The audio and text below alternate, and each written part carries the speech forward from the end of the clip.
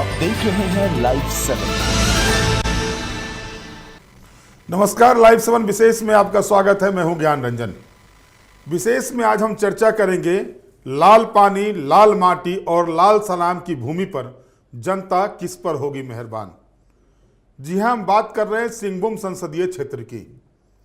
सिंहभूम संसदीय क्षेत्र जो शेड्यूल ट्राइब्स के लिए आरक्षित है और वहां झारखंड के हिसाब से पहले चरण में यानी चौथे चरण में मतदान होना है। और नॉमिनेशन में अगर आप देखें तो पिछले 2 दिनों के भीतर 2 प्रमुख प्रत्याशी भाजपा की गीता कोरा और झारखंड मुक्ति मोर्चा की जोबा मांझी ने नामांकन कर दिया है। और इसके बाद से इस सीट को लेकर जो रोमांच है वो खुलकर सामने आना शुरू हो गया है कि आखिर जनता मेहरबान किस पर होगी। अगर आप सिंहभूम संसदीय क्षेत्र को देखेंगे तो सिंहभूम संसदीय क्षेत्र लौह अयस्क के लिए जाना जाता है। खदान में लौह अयस्क की प्रचुर मात्रा है सिंहभूम संसदीय क्षेत्र में। इसके बाद लाल पानी कहा जाता है क्योंकि पानी की काफ़ी बड़ी समस्या है, वहाँ पर पेयजल की बड़ी समस्या है। और इसके अलावा अगर आप देखेंगे लाल सलाम की भूमि, इसलिए कह रहा हूँ कि सारंडा का जो क्षेत्र है उस क्षेत्र में आज भी नक्सल के मुंह खोले हुए हैं, नक्सल हैं आज भी। लाख कोशिश करने के बाद भी पूरी तरह से सारंडा से नक्सल को भगाया नहीं जा सका है। तो ये मुख्य रूप से अगर आप देखेंगे लाल पानी, लाल सलाम और जो लाल माटी की ये भूमि है, इस पर भाजपा की तरफ से गीता कोरा है जो हो समुदाय से आती हैं, और झारखंड मुक्ति मोर्चा की तरफ से जोबा मांझी हैं जो पहली मर्तबा लोकसभा का चुनाव लड़ रही हैं, वो संथाल जनजाति से आती हैं। सिंहभूम संसदीय क्षेत्र को अगर आप गौर करेंगे तो लगभग वहां पर शेड्यूल ट्राइब्स की आबादी जो है वो 60% तक है, 60% से ज़्यादा भी कह सकते हैं, 61-62% के करीबन आदिवासी की आबादी है, जनजातीय आबादी है वहां पर। ग्रामीण क्षेत्र और शहरी क्षेत्र को अगर आप बांटते हैं तो ग्रामीण क्षेत्र की आबादी 77.74% है और वहीं शहरी क्षेत्र की आबादी 22.26% है। शहरी क्षेत्र में अगर आप देखें तो जो इस संसदीय क्षेत्र के अंतर्गत सरायकेला विधानसभा का क्षेत्र आता है, वहां पर जो आदित्यपुर इंडस्ट्रियल एरिया है जो कभी लहलहाता था इंडस्ट्री के नाम पर, हजारों छोटे मोटे इंडस्ट्री उस क्षेत्र में हुआ करते थे। आज के दिन में वहां भी जो है सो इंडस्ट्री पहले की तुलना में काफ़ी घटे हैं। ये भी मुद्दा वहां उस चुनाव में, सिंहभूम के चुनाव में आपको देखने को मिलेंगे। साथ ही साथ जो लौह अयस्क के खदान थे उसमें से 30 खदानें बंद हो चुकी हैं और लगभग जो वहां पर प्रत्यक्ष रूप से लगभग 1 लाख लोग जो रोजगार पाते थे, उन 1 लाख लोगों पर बेरोजगारी की मार पड़ी है। ये मुख्य मुद्दा है वहां का। ग्रामीण क्षेत्रों में सड़क नहीं है, आज भी सड़कों के लिए ग्रामीण क्षेत्र के लोग मोहताज हैं। स्वास्थ्य की व्यवस्था नहीं है, पेयजल का संकट तो है ही। और आज भी ग्रामीण क्षेत्र के लोग 10-10 किलोमीटर तक इलाज के लिए यात्रा करते हैं, 10-10 किलोमीटर दूर अस्पताल जाना पड़ता है वहाँ के लोगों को। ये सारी समस्याएं हैं। गीता कोरा जो भाजपा की कैंडिडेट है, पिछले मर्तबा उन्होंने 2019 के चुनाव में कांग्रेस के टिकट पर वहाँ से चुनाव जीता था। गीता कोरा के साथ प्लस पॉइंट ये है कि वो पूर्व मुख्यमंत्री मधु कोरा की पत्नी है, जिनका उस क्षेत्र में काफी मजबूत जनाधार रहा है शुरुआती दिनों से ही। बहरहाल अगर आप देखेंगे इस क्षेत्र की स्थिति को तो यहां पर वर्तमान मुख्यमंत्री चंपाई सोरेन, मंत्री दीपक बिरुआ और साथ ही साथ पूर्व मुख्यमंत्री मधु कोरा की प्रतिष्ठा दांव पर लगी हुई। हालांकि कैंडिडेट अलग हैं, 2 महिला प्रत्याशियों के बीच सीधा मुकाबला आपको देखने के लिए मिलेगा इस संसदीय सीट पर। लेकिन प्रतिष्ठा की अगर हम बात करते हैं तो प्रतिष्ठा दांव पर लगी हुई है यहाँ पर जो है सो वो पूर्व मुख्यमंत्री मधु कोरा की, वहीं वर्तमान मुख्यमंत्री जो भी झारखंड के मुख्यमंत्री हैं चंपाई सोरेन की, मंत्री दीपक बिरुआ की। इसके अलावा जो ग्रामीण क्षेत्र है, अगर मुद्दों की बात करें तो ग्रामीण क्षेत्र में रोजगार, पलायन और नक्सल, ये मुख्य मुद्दा वहां का रहा है और आज भी वो मुंह बाए खड़ी है। वो मुद्दा आज भी मुंह बाए खड़ी है। वहाँ के कुछ लोगों से जो मेरी बात हुई, टेलीफोनिक बातचीत हुई, कि बोले उनका ये कहना था चक्रधरपुर स्टेशन पर अगर आप आज भी जाएंगे सुबह में तो रोजगार के लिए वहाँ पर जो लोकल ट्रेन चलती है उस पर वहाँ आप देख सकते हैं कि लोग किस तरह से रोजगार के लिए दूसरे जगह पलायन करते हैं। यहाँ तक कहना हुआ उन लोगों का कि यहाँ के अधिकांश लोग दूसरे राज्य भी रोजगार के लिए पलायन कर रहे हैं। नहीं, रोजगार सबसे बड़ी समस्या इस क्षेत्र की हो गई है। तो जाहिर है कि जब जहाँ दाल रोटी की समस्या हो, दिन और रात में क्या खाएंगे उसकी समस्या हो, तो वैसी स्थिति में पलायन बढ़ना लाजमी है। नक्सलवाद आज भी वहां है, नक्सलवाद पर पूरी तरह से अंकुश नहीं लगा है, तो ये समस्या वहां की है। और जिस तरह से देखा गया पिछले दिनों, गीता कोरा जो भाजपा की प्रत्याशी हैं, उन पर पार्टी बदलने को लेकर जिस तरह से ग्रामीणों ने उन्हें घेरा और हरवे हथियार के साथ उनको घेरा था, वो भी कुछ और बयां कर रही है कि जब काम नहीं होता है तो किस तरह से जनता नाराजगी जाहिर करती है। हालांकि ये कहा गया कि जो भी विरोध हुए थे गीता कोरा के, वो झारखंड मुक्ति मोर्चा द्वारा प्रायोजित था। हालांकि ये तो जांच का विषय है। चुनाव आयोग में भी भारतीय जनता पार्टी ने इस बाबत शिकायत की है। अब चुनाव आयोग इस पर वहां के अधिकारी, पुलिस अधिकारी से जांच करवा रही है। क्या कुछ नतीजा निकलता है वो बात की बात है। लेकिन फिलहाल अगर आप देखेंगे तो इस क्षेत्र में जो मुख्य मुकाबला जो है वो हो रहा है गीता कोरा वर्सेस जोबा मांझी। लेकिन इस बीच अगर आप देखें तो टाइगर जयराम की पार्टी जो JLKM है, JLKM ने भी वहां से प्रत्याशी दिया है, वो भी हो जनजाति से है, दामोदर हांसदा। अब ये कहा जा रहा है कि दामोदर हांसदा उसमें त्रिकोण बना रहे हैं। इस बीच जैसा कि मैंने आपको पहले बताया था कि वहां के मानकी, मुंडा, परगनेत और हो समाज के जो प्रतिनिधि हैं, उन्होंने पहले मुख्यमंत्री से और उसके अलावा मंत्री दीपक बिरुआ से मिलकर ये आग्रह किया था कि चाईबासा संसदीय सीट से झारखंड मुक्ति मोर्चा कैंडिडेट अगर देती है तो वहां से हो समुदाय का कैंडिडेट दे। लेकिन वहां से संथाल समुदाय का कैंडिडेट आया। इसको लेकर के भी वहां अंदरूनी मरमरिंग है, क्योंकि झारखंड मुक्ति मोर्चा के अंदर इस बात को लेकर के चर्चाएं हो रही है कि झारखंड मुक्ति मोर्चा ने 3 सीटों पर जो कैंडिडेट दिए हैं अब तक, चाहे वो राजमहल की सीट हो विजय हांसदा को, दुमका की सीट हो नलिन सोरेन को, और जोबा मांझी को जो सीट उन्होंने दिया है सिंहभूम में, ये तीनों ही संथाल जनजाति समुदाय से आते हैं। तो यहाँ पर हो समुदाय का होना चाहिए था। लेकिन इस बीच जो दीपक बिरुआ है, उन्होंने जो बयान दिया है, मीडिया में जो बयान दिया है, उसमें उन्होंने कहा है कि हो समुदाय के लोग भी हमारे साथ हैं। मैं खुद हो समुदाय से आता हूं और हो समुदाय के लिए सरकार ने काम किया है और हो समुदाय का समर्थन मुझे प्राप्त होगा। और जिस तरह से यह भी देखा गया कि जब नॉमिनेशन फाइल कर रही थी मंगलवार को जोबा मांझी, उसके बाद मुख्यमंत्री से वहां पर हो समुदाय के प्रतिनिधि भी आकर मिले थे और उन्होंने भरोसा जताया है कि उनका समर्थन मिलेगा। लेकिन मूल बात यह है कि जनता किसके पक्ष में जाएगी। अगर आप पूरे इतिहास को देखते हैं, सिंहभूम संसदीय क्षेत्र के इतिहास को देखते हैं, तो उसमें जो है काफी चीजें आपको देखने के लिए मिलेगी। एकमात्र सांसद हैं बागुन सुमरई, जो कांग्रेस पार्टी से थे, वो 5 बार वहां से सांसद रहे थे। 1977 में पहली मर्तबा वो झारखंड पार्टी से जीते थे और उसके बाद 1980, 1984 और 1989 में वो चुनाव जीते थे कांग्रेस पार्टी के बैनर तले, और फिर 2004 में वो कांग्रेस से सांसद बने थे।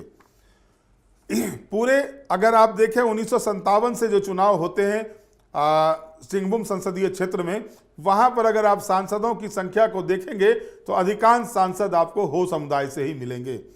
अगर आबादी के रूप में भी देखा जाए, जो 61% आबादी, 61.96% आबादी जो ट्राइबल्स की है वहां पर, उसमें अगर आप देखते हैं तो इस आबादी में हो समुदाय की आबादी सबसे ज्यादा है। इसके अलावा अगर आप देखेंगे तो उराव भी हैं, संथाली भी हैं, मुंडा भी हैं, ये समुदाय भी हैं। महतो जाति की भी संख्या अच्छी खासी है, वे भी चुनाव परिणाम में अपना रूप दिखाते हैं, उनका भी यहाँ पर चलता है। उसके अलावा प्रधान समाज के लोग भी यहाँ पर हैं और साथ ही साथ यादव जो है सो वो भी निर्णायक भूमिका अदा करते हैं। वैश्य समुदाय की भी भूमिका महत्वपूर्ण रहती है संसदीय क्षेत्र में। शहरी क्षेत्र में तो राम मंदिर और CAA NRC का मुद्दा सुनने को मिल रहा है, 400 पार का मुद्दा सुनने को मिल रहा है, लेकिन ग्रामीण क्षेत्र के लोग आज भी नहीं जानते हैं इस बात को और उनके बीच में ये चर्चा का भी विषय नहीं है। राम मंदिर, CAA, NRC सरीखे जो मुद्दे भाजपा के द्वारा इस चुनाव में चलाए गए हैं, ये मुद्दा वहाँ के ग्रामीण क्षेत्र के बीच नहीं चर्चा में आया हुआ है, चर्चा नहीं हो पा रही है। जाहिर है कि इस स्थिति में जो मूल मुद्दा है भारतीय जनता पार्टी का, वो मुद्दा 77% आबादी तक नहीं है। ये एक माइनस पॉइंट दिख रहा है भारतीय जनता पार्टी के लिए। हालांकि गीता कोरा का जो बयान आ रहा है उसमें उन्होंने कहा कि राम सबके हैं और राम के प्रति सबकी आस्था है, और ये लोग जान रहे हैं मोदी की जो गारंटी है उस पर जनता हमारे साथ है। प्लस पॉइंट क्या होता है कि झारखंड मुक्ति मोर्चा टिकट सिंबल देने में काफी विलंब करती है, और इस बीच भारतीय जनता पार्टी ने जो पहली सूची जारी की थी झारखंड के लिए, उसी में गीता कोरा का नाम आगे कर दिया था, गीता कोरा का नाम आ गया था, तो उनको समय मिल गया था और उन्हें क्षेत्र भ्रमण भी किया। उनके पति मधु कोरा का लंबा इतिहास रहा है, उस क्षेत्र में उनकी अच्छी पकड़ है, चाहे वो मझगांव हो, चक्रधरपुर हो, जगन्नाथपुर हो, आदित्यपुर हो, इस इलाका में उनकी अच्छी पकड़ है। मनोहरपुर में जोबा मांझी की पकड़ अच्छी है, इसमें कोई दो राय नहीं है। मनोहरपुर में जोबा मांझी मजबूत हैं, और यही वजह है कि वो 5 बार से वहाँ की विधायक हैं। अगर 2009 के चुनाव को छोड़ दिया जाए तो 1995 से वो 5 मरतबा वहाँ पर विधायक चुनी गई हैं। कई बार मंत्री रह चुकी है, बिहार सरकार में राबड़ी देवी के सरकार में भी वो मंत्री रही थी। इसके बाद जो है अब वो यहाँ पर अर्जुन मुंडा की सरकार में, हेमंत सोरेन की सरकार में भी मंत्री रही हैं। तो उनका लंबा इतिहास है। उनके पति देवेंद्र मांझी का भी लंबा इतिहास है, राजनीतिक इतिहास है, और वो क्रांतिकारी के रूप में जाने जाते थे उस क्षेत्र में। तो अगर आप पूरी तरह से देखेंगे तो जोबा मांझी भी मजबूती के साथ चुनाव लड़ रही है, और उन्होंने जो हमले हुए थे गीता कोड़ा पर उसकी भर्त्सना की थी कि महिला है और उनके ऊपर इस तरह से हमला नहीं होना चाहिए। साथ ही साथ उन्होंने ये भी कहा था कि लोगों के मन में ये दुख है कि जिस पार्टी के बैनर पर वो चुनाव लड़ी थी उस पार्टी को छोड़कर वो भाजपा ज्वाइन कर ली है। तो गीता कोरा ने जनता के साथ धोखा दिया है पार्टी छोड़ करके, ये बातें भी उनके द्वारा कही गई थी। लेकिन सवाल ये उठता है कि जिस झारखंड मुक्ति मोर्चा की संसदीय इतिहास में, सिंहभूम के संसदीय इतिहास में एक बार के अलावा कभी जीत नहीं हुई थी इस संसदीय क्षेत्र से, वो झारखंड मुक्ति मोर्चा इस बार क्या वहां पर तीर धनुष चला पाएगी, ये सवाल अभी से उठ रहे हैं। और जाहिर है इसके पीछे जो तर्क दिया जा रहा है, क्योंकि अभी तक अगर आप देखेंगे तो 1991 में कृष्णा मार्डी जो थे वो झारखंड मुक्ति मोर्चा से चुनाव जीते थे सिंहभूम से। इसके बाद सबसे ज्यादा सांसद यहां पर कांग्रेस पार्टी के रहे हैं, उसके बाद झारखंड पार्टी के रहे हैं, और फिर बीजेपी के सांसद 3 मरतबा यहां से बीजेपी के सांसद रहे हैं। तो ये इतिहास है सिंहभूम संसदीय क्षेत्र का। लेकिन सवाल ये उठ रहा है कि झारखंड मुक्ति मोर्चा वहां से जो सीट अपने कोटे में सिंहभूम सीट को ली है, इसके पीछे की वजह क्या है?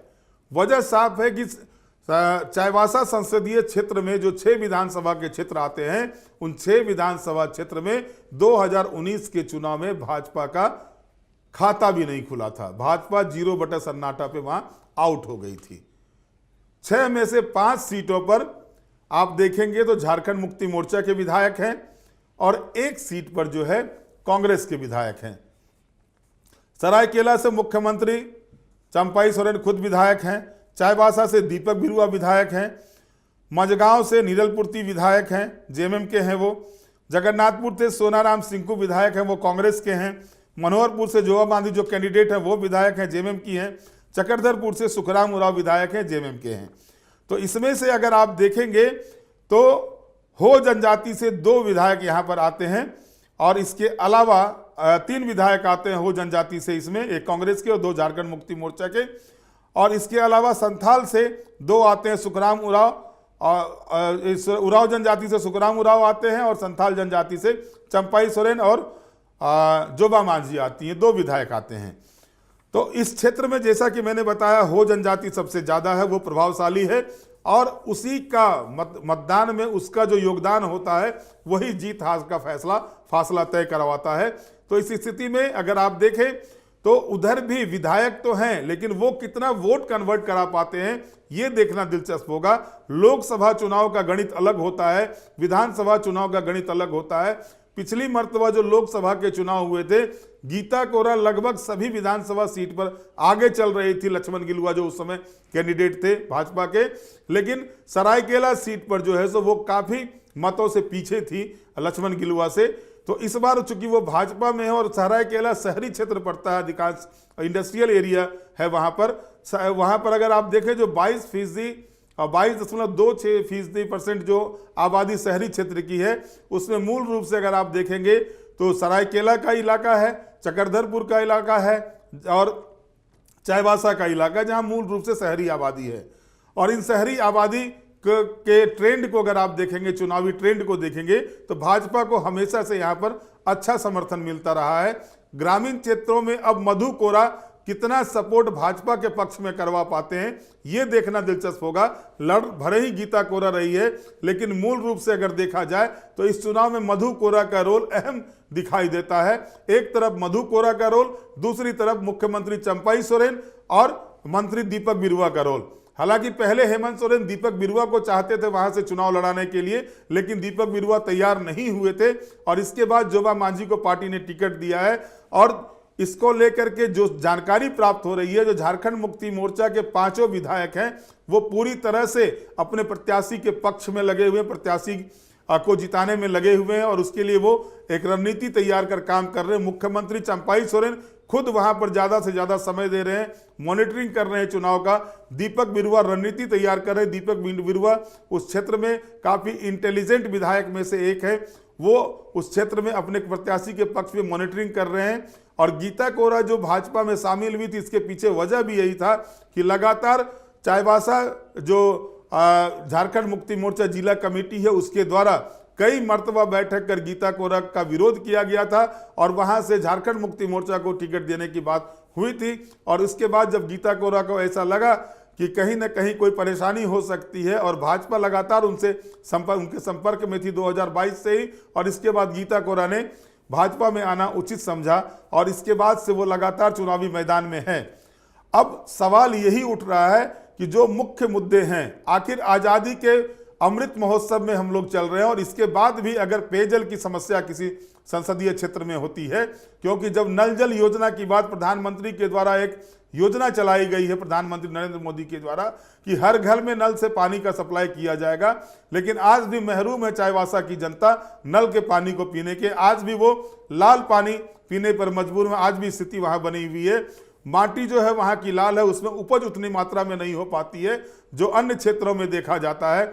लो एस का क्षेत्र है, वो भी 30-30 खदानें बंद हो जाती हैं, तो जाहिर है कि वहां पर बेरोजगारी की समस्या मुंह बाए खड़ी है, सुरसा की तरह मुंह खाए बाए खड़ी है बेरोजगारी की समस्या। पलायन लोग कर रहे रोजगार नहीं मिलने से, जबकि बड़ा इंडस्ट्रियल एरिया इस संसदीय क्षेत्र में आता है आदित्यपुर का, इसके बावजूद लोग पलायन कर रहे हैं, भारी मात्रा में लोगों का पलायन हो रहा है। तो ये कहीं ना कहीं बड़ी समस्या है और इस समस्या का समाधान भी होना आवश्यक है। और एक जो वहां के लोगों की जो बातें उठकर सामने आती है कि सांसद तो चुनाव जीत कर जाते हैं लेकिन उसके बाद वो देखने तक के लिए नहीं आते, क्षेत्र को जानते तक नहीं है। ये बातें आज से नहीं, लगातार कई वर्षों से जब भी चुनावी समीक्षा को हम लोग बैठते हैं और बात करते हैं तो ये समस्या हमेशा से वहां पर दिखाई देती है। अब स्थिति जो बनी हुई है कि वहां पर रोजगार के लिए क्या कुछ व्यवस्था की जा सकती है, पलायन को कैसे रोका जाएगा, ये जो बड़ी समस्या है वहां की, इस पर कैसे वहां के सांसद काम करेंगे, केंद्र सरकार से कैसे योजनाओं को लाएंगे, ये सारा कुछ डिपेंड करता है। हालांकि डीएमएफटी फंड तैयार किया गया था माइनिंग को लेकर के और उस फंड से भी बहुत सारे काम होते थे, लेकिन उस संसदीय क्षेत्र में जबकि सेल वगैरह का भी वहां पर, टाटा का भी लो एस का वहां पर भंडारण होता है, कई बड़ी बड़ी कंपनियां वहां से लो एस ले जाती हैं, वहां से निकाला जाता है खदान से, और इसके बावजूद जो है सो उस जगह के वहां के लोगों को आज भी रोजगार की समस्या हो, वहां के लोगों को आज भी पेयजल की समस्या से मुखातिब होना पड़े, वहां के लोगों को आज भी स्वास्थ्य की समस्या से मुखातिब होना पड़े, तो जाहिर है कि नाराजगी जो होती है इन्हीं सब बिंदुओं को लेकर के होती है अपने जन प्रतिनिधियों से, लोगों की, जनता की। अब इस पर कैसे अंकुश लगाया जाएगा, इस समस्या का निदान कैसे किया जाएगा, ये सारी चीजें जो है सो देखना होगा कि अब किस तरह से लोग इस पर काम करते हैं। और इसके बाद आकलन भी होगा कि पिछले 5 साल में गीता कोरा ने क्या कुछ इन विषयों को लेकर के किया है, ये सारी चीजें सामने आएगी। लेकिन जो मूल रूप से है कि अब जो लड़ाई चल रही है यहाँ पर, क्योंकि नामांकन की प्रक्रिया में जो मुख्य उम्मीदवार थे दोनों ने ही नामांकन कर लिया है। चंपाई सोरेन, कल्पना सोरेन दोनों ही गए हुए थे। जोबा मांझी के नामांकन में दीपक बिरुआ भी वहां पर उपस्थित थे। बाबूलाल मरांडी और कई अन्य भाजपा के नेता, जेबी तुबिद और कई अन्य नेता जो है सो गीता कोरा के नामांकन में गए थे। मधु कोरा भी नामांकन के समय उपस्थित थे। तो गीता कोरा वर्सेस जोबा मांझी, जो दो महिला जनप्रतिनिधियों के बीच जो लड़ाई होने जा रही है सिंहभूम संसदीय क्षेत्र में, यहाँ पर जनता किसके साथ रहती है, जनता किसको सिर पर ताज पहनाती है, किस पर गाज गिराती है, तो 4 जून को पता चलेगा। लेकिन जो स्थिति बन रही है वो स्थिति साफ तौर पर इस बात की ताकीद कर रहा है कि उस क्षेत्र में भी फाइट जबरदस्त होने जा रहा है, क्योंकि यह एक वीआईपी सीट हो गई है।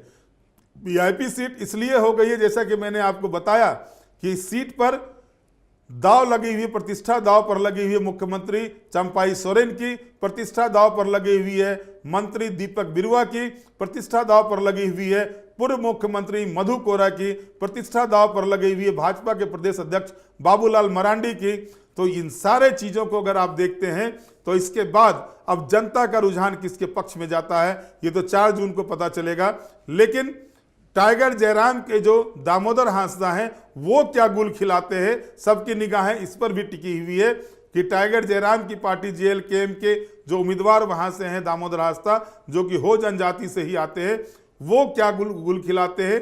क्या हो जनजाति का वोट बटेगा, ये भी सवाल उठता है, क्योंकि अभी तक का जो ट्रेड रिकॉर्ड रहा है वहां का, हो जनजाति एकमुश्त होकर के अपने स्वजातीय कैंडिडेट के पक्ष में, जो जिताऊ कैंडिडेट होता था उसके पक्ष में उनका मतदान देखा जाता था। यही वजह थी कि बागुन सुमरई लगातार 5-5 मरतबा वहां से सांसद रहे।